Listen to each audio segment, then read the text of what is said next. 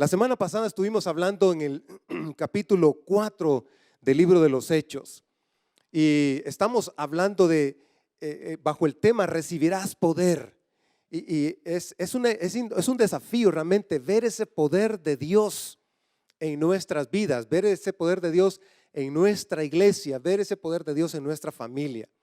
Y el capítulo 4 concluye con la historia refrescándonos y diciéndonos los detalles. El autor inspirado por Dios, Lucas, está diciéndonos, mire, la iglesia empezó a tener un cambio tremendo en sus vidas. La gente no padecía necesidades, se ayudaban mutuamente. Ellos estaban mutuamente dándose la mano. Eran generosos.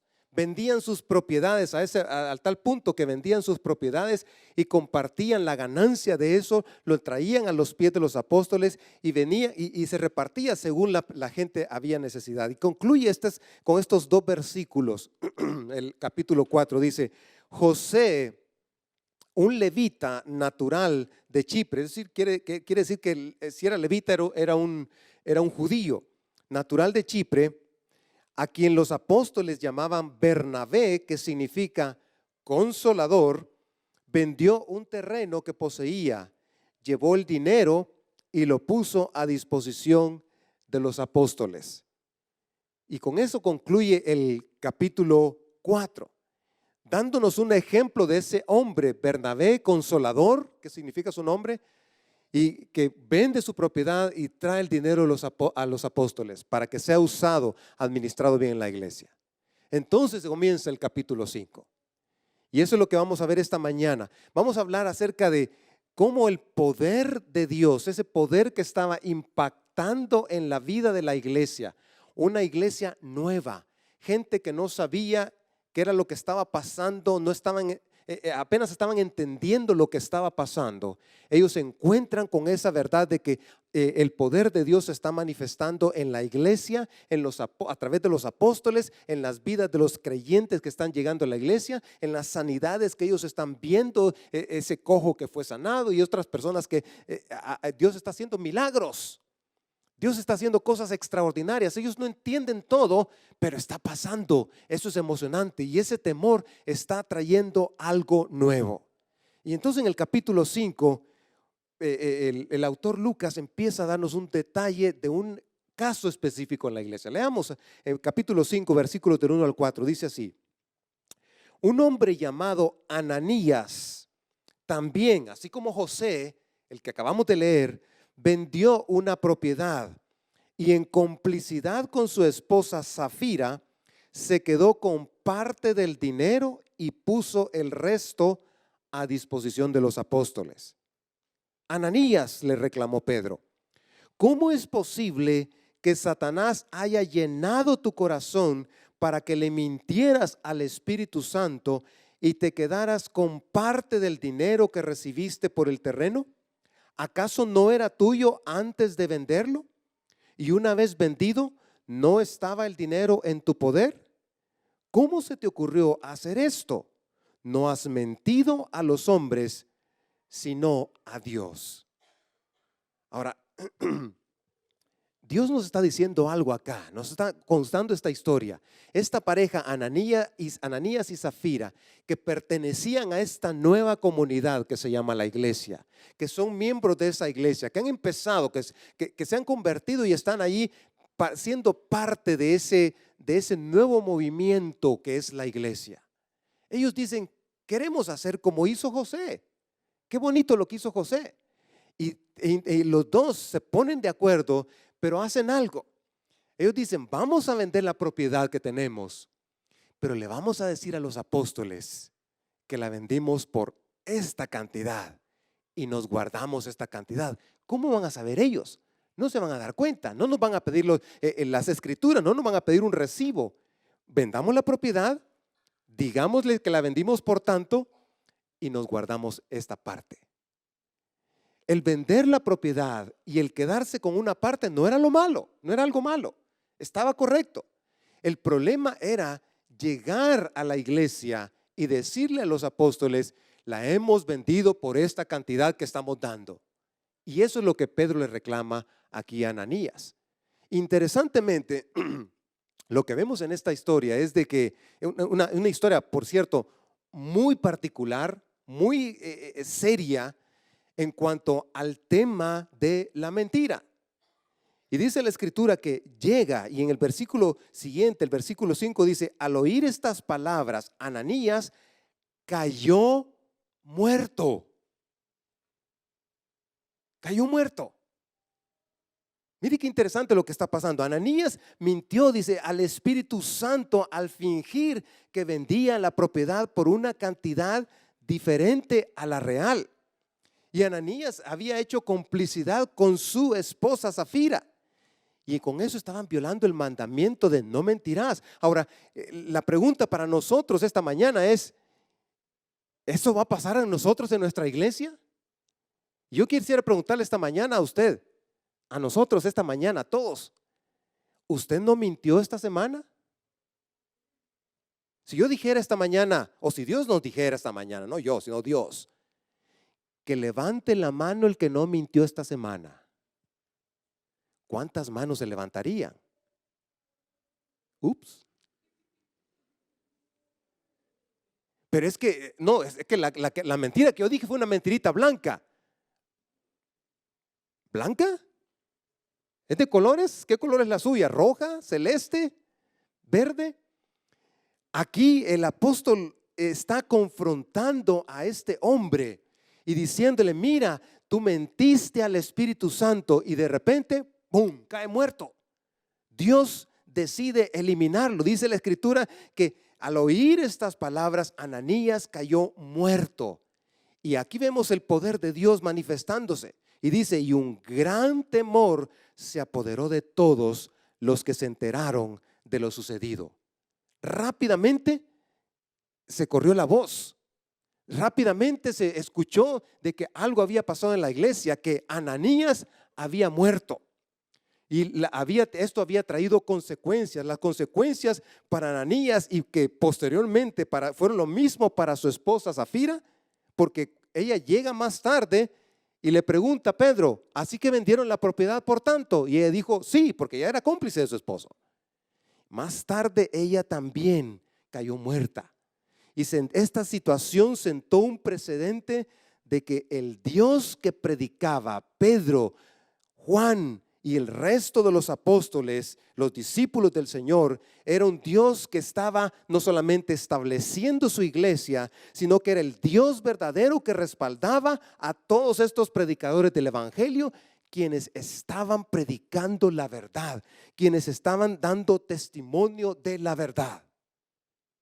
Porque Dios es verdad y Dios no miente. Y estos hombres, estaba Dios respaldando y diciendo: estos hombres están predicando la verdad, y no tratemos de engañar a Dios. Dios, a través de su Espíritu Santo, le reveló a Pedro lo que Ananías y Zafira estaban haciendo, habían hecho, la complicidad entre ellos, y cayeron muertos. ¿Se imagina usted si Dios decidiera seguir haciendo lo mismo hoy en día en la iglesia del siglo XXI? ¿Qué pasaría si Dios dijera: a todos los que mientan esta semana van a morir? ¿Cuántos creen ustedes que vendríamos el siguiente domingo?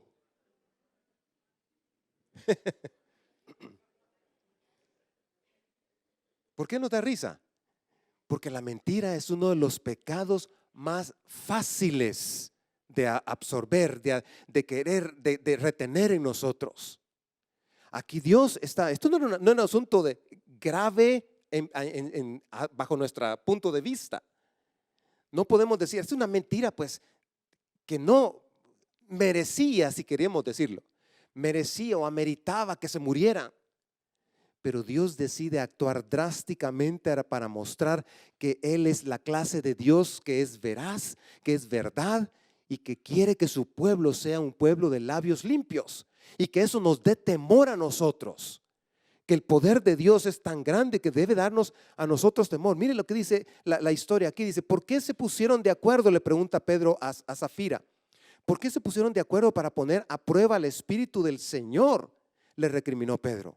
Mira, los que sepultaron a tu esposo acaban de regresar y ahora te llevarán a ti. En ese mismo instante, ella cayó muerta a los pies de Pedro.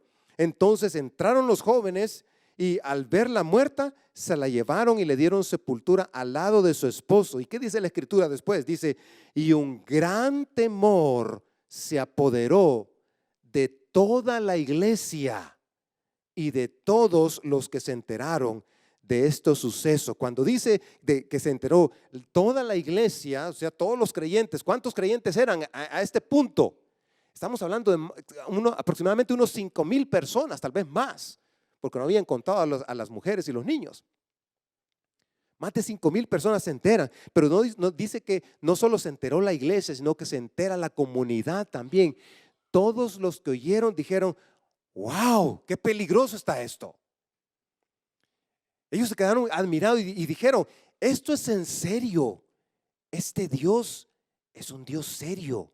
Esto es un Dios que puede castigar. Esto es un Dios que dice la verdad. Estos predicadores del evangelio son personas veraces. Están predicando un evangelio que no debemos tomarlo a la ligera, porque hoy en día muchas veces nosotros tomamos las cosas de Dios a la ligera.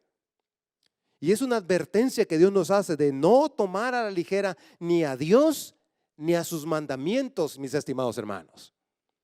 No debemos tomarlo tan a la ligera. Si le parece a usted que Dios no le castiga hoy en día por sus mentiras, no se sorprenda si la disciplina del Señor le llega tarde o temprano. Porque va a llegar. Porque Dios es un Dios veraz. Porque Dios es un Dios que tiene poder. Porque Dios es un Dios que tiene autoridad. Y Dios está mostrándole a su iglesia, a este nuevo pueblo y a la comunidad que está alrededor, observando y viendo lo que ellos están haciendo. Dios le está comunicando, mira, esto es serio.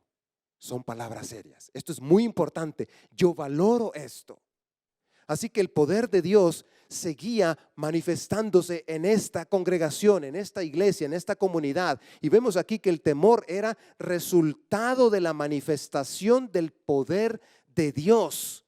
Y ese temor, hermanos, reconocía el poder sobrenatural de Dios. Un poder que es santo, reconocía la santidad de Dios, reconocía que Dios es un Dios honorable, reconocía que que su presencia era honorable y que los seguidores de Él tenían la presencia de Dios.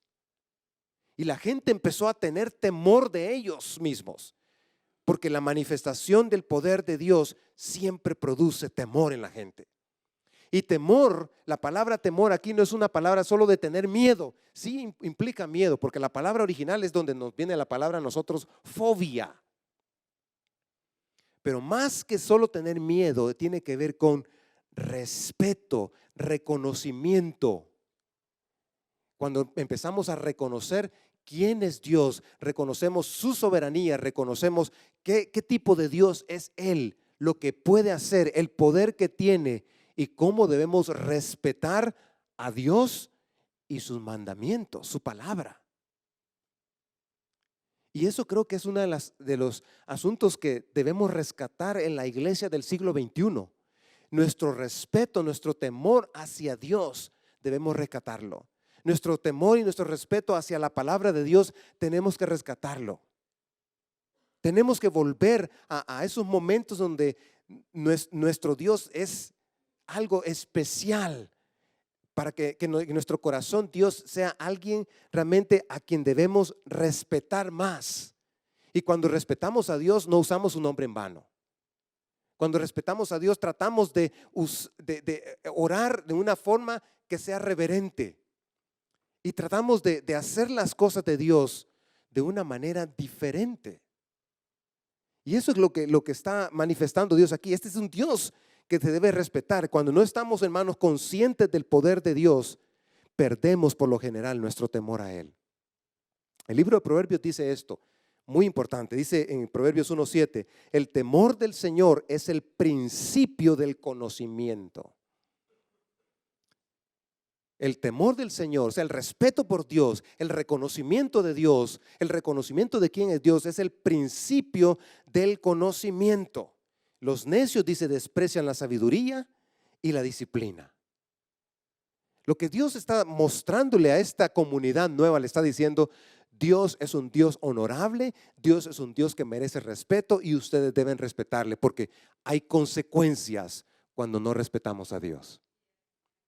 Entonces creo que para nosotros la pregunta es: ¿en qué cosas estamos fallándole a Dios y estamos poniéndolo o tomándolo muy a la ligera? Cuando leemos la Biblia, vamos con una mala actitud.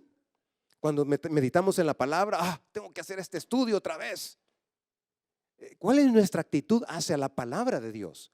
¿Cuál es nuestra actitud para cuando se trata de orar? ¿Oramos con la correcta actitud? Venimos ante Dios y le decimos: Señor, reconozco que tú eres soberano, reconozco que tú eres Dios, que tú eres el Dios verdadero. ¿Reconocemos a Dios en esa magnitud? ¿O hemos perdido también eso? ¿Estamos haciendo las cosas por religiosidad, por religión, por tradición, o porque realmente nace en nuestro corazón hacer esas cosas que van a honrar a Dios? ¿Cómo lo hace usted?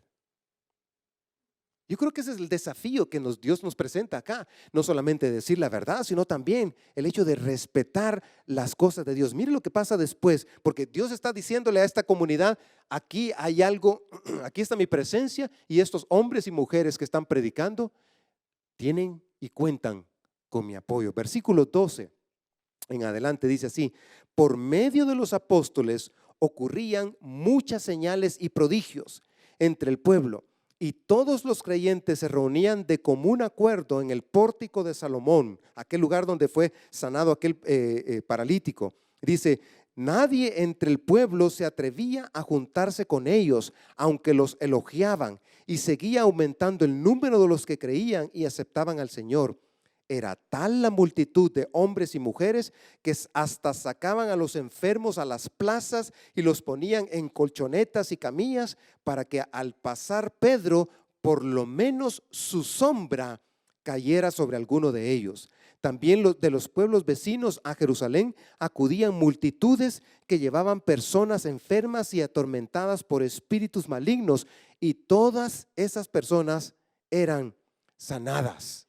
Había señales y prodigios que resaltaban señales evidentes de la presencia y del poder de Dios.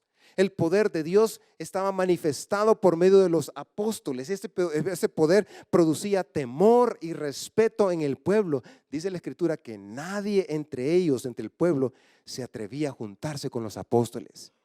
Estaban tan atemorizados, tan percatados de la obra de Dios, que los respetaban. Así que los reconocían como personas de autoridad y no tenían nada que pudiera compararse a lo que estaban viviendo ellos en Jerusalén. Jerusalén estaba cambiando en ese momento. Estos hombres tenían gran autoridad. Los religiosos de aquellos tiempos, los saduceos y los fariseos, realmente estas personas, aunque tenían posiciones de autoridad espiritual sobre el pueblo, la gente no los estimaba, no los respetaba. Pero a los apóstoles había algo especial: estaban respetándolos a ellos por la forma en que Dios se estaba manifestando en ellos, a través de ellos. Interesante, ¿no? Interesante la historia. Aquí hay un resumen. En versículo 17 en adelante nos habla que los líderes saduceos después arrestan a los apóstoles y los ponen en la cárcel otra vez. ¿Y sabe qué pasa en la cárcel? Dios los saca de la cárcel a través de su ángel. Lleva a su ángel Dios en la noche y le dice a Pedro y a Juan: miren, sigan predicando. Tienen mi apoyo, sigan predicando. Ellos salen un poco desvelados, llegan al templo otra vez y siguen predicando. Allá en la sesión de los saduceos, en el Sanedrín, ese lugar donde se juntaban para deliberar qué es lo que estaba pasando, los mandan a llamar y dicen al guardia: vayan a traer a estos presos que arrestamos ayer. Llegan el guardia, el jefe de la guardia, encuentra a los soldados de pie, firmes, despiertos, atentos, con la celda cerrada bajo llave. Abren la celda y no encuentran a los apóstoles. ¿Se imagina usted la sorpresa que se llevaron? Un soldado romano que estaba allí parado cuidando a un preso, si el preso se le escapaba, ¿sabe cuál era la consecuencia? Tenía que pagar con su cabeza. Tenía que ser decapitado. ¿Se imaginan la sorpresa de estos soldados cuando les dice, ¿dónde están los presos? Pero si aquí hemos estado, nadie ha entrado. Hemos estado toda la noche, hemos estado despiertos, ni siquiera hemos dormido, hemos estado aquí pendientes de estos hombres. No están. Qué sorpresa, ¿no? Dios había enviado a su ángel, los había sacado, los había liberado a los apóstoles para que siguieran predicando y anunciando el evangelio. Así que los apóstoles son buscados, no se encuentran, luego los llevan, alguien llega y dice, allá están predicando otra vez. Vayan a traerlos. Los van a traer y los ponen ahí para juzgarlos. Y hay tanta envidia en el corazón de ellos. Dice la escritura literalmente que se llenaron de envidia estos saduceos, porque ellos eran maestros religiosos, ellos eran los líderes espirituales del pueblo y nadie los seguía, nadie les creía. Mientras tanto, estos eran pescadores, estos apóstoles eran pescadores, gente sencilla, gente común y corriente, y tenían más de 5,000 seguidores, porque estaban predicando la verdad, porque estaban anunciando a Jesús, porque habían recibido el poder de Dios y estaban manifestando ese poder de Dios a través de sus vidas cambiadas y a través de todo lo que Dios, las señales que Dios estaba mostrando a través de ellos. Y sucede una cosa tremenda, increíble. Y Dios usa allí en ese Sanedrín, usa a un fariseo que se llama Gamaliel, que era uno de los principales, dice la escritura. Y él dice, saquen a estos presos un momento, quiero hablarles a ustedes. Y les dice, miren, esto es lo que está pasando, esto es una cosa que no debemos pasarla así tan a la ligera. Han habido otros movimientos de personas que han tenido seguidores y déjenme decirles, han desaparecido. Así que a nosotros nos corresponde que si libramos a estos hombres, pues, si esto es de Dios, nosotros nos vamos a encontrar peleando contra Dios. Pero si esto no es un asunto de Dios, se va a desaparecer. Así que dejémoslos en libertad. Y dice la escritura que literalmente después de haberlos azotado, para no quedarse con el enojo ellos, ¿verdad? Los mandaron a azotar y los soltaron. Y los apóstoles salen del Sanedrín llenos de gozo y no dejaron de anunciar el evangelio. ¡Wow! Esto es increíble, hermanos. Es increíble lo que está pasando en Jerusalén, lo que está pasando en esta iglesia, una iglesia que ha empezado a recibir las consecuencias de predicar la verdad, a una iglesia que ha comenzado a recibir las consecuencias de anunciar el evangelio y empieza la persecución en sus líderes, empieza el hostigamiento de los líderes religiosos de aquellos días, empieza la gente a estar molesta, a llenarse de envidia. Muchos tenían temor, sí, pero muchos estaban enojados por lo que ellos estaban haciendo, por los cambios y por la manera en que la gente los estaba siguiendo y respetando. Y ese cambio no lo podían soportar estos líderes religiosos. Así que deciden soltar a los discípulos. Y ellos, en vez de entristecerse, ellos en vez de llorar, en vez de lamentarse, en vez de irse a ponerse un tratamiento para que les limpien los azotes, que eran látigos que les habían dado a ellos, le habían golpeado con látigos atrás en sus espaldas, posiblemente hasta abiertas sus espaldas, ellos van con gozo a seguir predicando el evangelio. ¿Qué haría usted? ¿Qué haríamos nosotros hoy? ¿No es cierto que a veces nos cuesta decir la verdad aún enfrente de nuestros propios amigos? ¿No es cierto que a veces nosotros lidiamos hasta es que yo no sé qué voy a decirle si me habla, me pregunta de Dios, yo no sé qué responder? Y a veces esa es nuestra gran lucha, ¿verdad? Dios quiere que digamos la verdad. Dios quiere que anunciemos su verdad. Dios quiere que anunciemos su palabra, que seamos sus testigos fieles. Y aquí está poniendo, gracias a estos hombres y mujeres valientes, está poniendo sobre ellos la responsabilidad de anunciar el evangelio. Y producto de eso, resultado de eso, es que el evangelio empezó a penetrar y a impactar no solo en Jerusalén, sino también en los pueblos alrededor de ellos. Qué impactante, qué tremendo.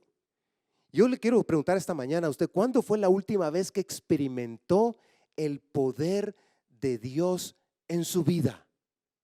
De manera que le causó temor, de manera que usted se quedó impresionado de Dios o impresionado de Dios y diciendo el Señor, qué increíble. ¿Cuándo fue la última vez que usted experimentó el poder de Dios en su familia?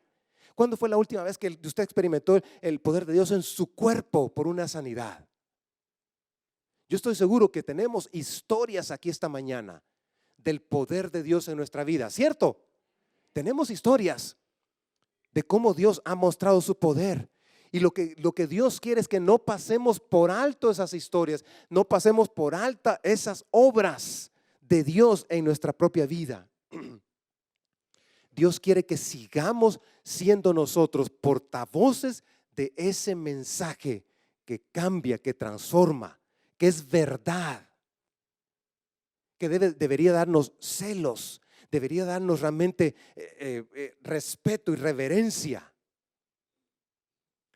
Porque es la palabra de Dios, porque es la obra de Dios, porque es la soberanía de Dios.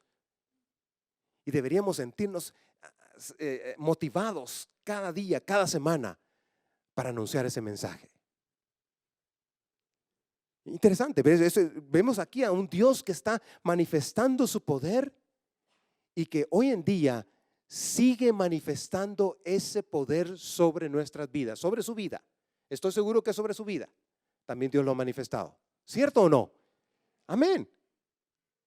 Les voy a poner un ejemplo. Hace 2 semanas estuve orando por mi hermano Abel. Estaba en el hospital, muy mal. Fui al hospital a orar por él. Tenemos 2 domingos de tenerlo acá con nosotros. Y Dios está manifestando en su cuerpo. Hace 1 año su familia lo estaba despidiendo. Aquí está, hermanos. Más de 1 año, ya pasó más de 1 año. Este hombre tiene el poder de Dios manifestado en su cuerpo. Y así tenemos historias de cómo Dios quiere realmente manifestar su poder y quiere que seamos proclamadores de esa verdad, de ese poder de Dios en nosotros. Así que para nosotros hay 2 retos esta mañana. Yo quiero cerrar con esto, porque al tomar la Santa Cena esta mañana vamos a recordar la obra de Dios en nuestra vida. Creo que Dios quiere decirnos 2 cosas esta mañana. Número 1 es que Dios quiere que digamos la verdad, que usted diga la verdad, que usted y yo seamos personas veraces, que la mentira, hermanos, sea algo que no nos dé risa como nos dio risa ahora, ¿verdad? Sí, es que mentimos. Que usted se proponga esta semana, voy a hacer todo lo posible por decir la verdad, cueste lo que cueste. Que usted decida esta semana, voy a esforzarme por ser una persona que siempre dice la verdad a mi familia, a mis niños, a mi esposo, a mi cónyuge, a mis compañeros de trabajo. Voy a decir siempre la verdad, porque Dios es verdad. El segundo desafío que Dios tiene para nosotros esta mañana es que debemos ser una iglesia que ora por el temor de Dios. Y cuando digo esto, quiero decir que oremos para que seamos una iglesia como lo que está mostrándonos acá, Hechos capítulo 5, que dice que la iglesia empezó a tener temor de Dios al darse cuenta de lo que Dios ha hecho. Que al ver las obras de Dios en su vida, en la vida de esta comunidad, usted pueda reconocer que Dios es un Dios que merece temor, que el principio de la sabiduría y del conocimiento es el temor a Dios, que Dios es un Dios que merece nuestro respeto y nuestra honra.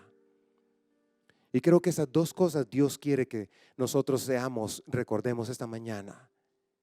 Yo quiero animarle a que diga la verdad esta semana, que empiece a decir la verdad. Si usted tiene facilidad para tergiversar la verdad, para trastornar la verdad, que usted empiece a ser una persona honesta consigo misma y a decir la verdad, a practicar la verdad. Pero también que seamos una iglesia donde reconozcamos el temor de Dios nuestro temor a Dios, nuestro respeto y honra a Dios, para que seamos una iglesia viva, una iglesia que predique la verdad, una iglesia que anuncie la verdad, una iglesia que viva la verdad. Y creo que ese es el desafío que Dios tiene para nosotros hoy. Voy a pedirle que incline su rostro y le diga al Señor: Padre, en esta mañana te reconocemos, Señor, porque eres un Dios que dice la verdad, porque eres verdad. Eres un Dios que no miente. Eres un Dios que es soberano. Señor, si te hemos faltado el respeto, Señor, si tomamos a la ligera tus cosas, líbranos de eso, Señor. Haznos ser personas con temor de ti, Señor. Yo te pido por mis hermanos y mis hermanas esta mañana que seamos personas con temor de Dios, y que como producto de eso, Señor, podamos reverenciar tu nombre en nuestras vidas y en nuestra iglesia. En el nombre de Jesús, amén.